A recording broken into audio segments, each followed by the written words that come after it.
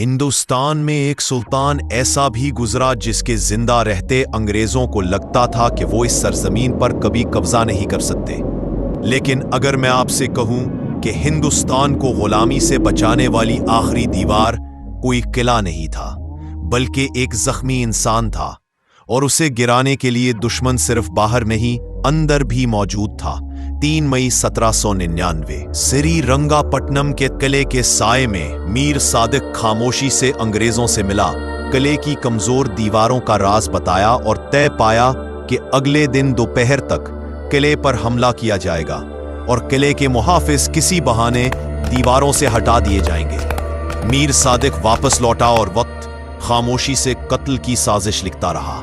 4 مئی 1799 وہ صبح جو معمول کی صبح نہیں تھی، توپوں کی گرج سے زمین کانپ رہی تھی، فضا بارود کی بو سے بھری ہوئی تھی، چیخیں، دھواں اور سناٹا، اور اسی میدان جنگ میں صرف ایک ہی نام گونج رہا تھا، ٹیپو سلطان۔ دوپہر کے قریب جب سلطان کھانے کے لیے بیٹھے تو خبر آئی توپ خانے کے سپہ سالار سید غفار شہید ہو چکے تھے، اور کہا جاتا ہے کہ یہ شہادت بھی ایک خفیہ سازش کا حصہ تھی تاکہ سلطان خود میدان جنگ میں آ جائے۔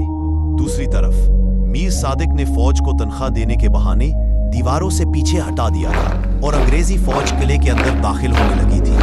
یہ صرف ایک فوج نہیں تھی، انگریز، مراٹھا اور نظام حیدرآباد، 3 طاقتیں ایک ہی مقصد کے ساتھ ٹیپو سلطان کا خاتمہ۔ انگریز فوج کی قیادت لارڈ ویلفلی کر رہا تھا اور حکم لندن سے آ رہا تھا۔ قلعے کے اندر میر صادق جیسے غدار خاموشی سے راستے صاف کر رہے تھے۔ اپنوں نے ہی بتا دیا تھا کہ قلعے کی کون سی دیوار کمزور ہے۔ یہ جنگ صرف انگریزوں سے نہیں تھی، یہ جنگ اپنوں سے بھی لڑی جا رہی تھی۔ کسی نے سلطان کو مشورہ دیا، میدان جنگ چھوڑ دیجئے، جان بچا لیجئے، لیکن سلطان رکے، پلٹے اور تاریخ کے وہ لفظ کہے، شیر کی ایک دن کی زندگی گیدڑ کی 100 سالہ زندگی سے بہتر ہے۔ یہ کہہ کر سلطان میدان جنگ میں کود پڑے۔ ان کے ساتھ بس مٹھی بھر وفادار سپاہی تھے جو ایک ایک کر کے شہید ہوتے گئے۔ واٹر گیٹ کے قریب ایک عام سپاہی کی طرح ٹیپو سلطان آخری دم تک لڑتے رہے۔ تلواریں ان کے جسم پر چلی، گولیاں لگیں، خون بہتا رہا، مگر عدم پیچھے نہ ہٹے، اور آخرکار ایک گولی ان کے سر کو چیر گئی اور شیر شہید ہو گیا۔ جو لڑا تھا سپاہیوں کی طرح، ایسا بھارت میں بادشاہ نہ ہوا۔ روح تو ہو گئی تھی تن سے جدا، ہاتھ تلوار سے جدا نہ ہوا۔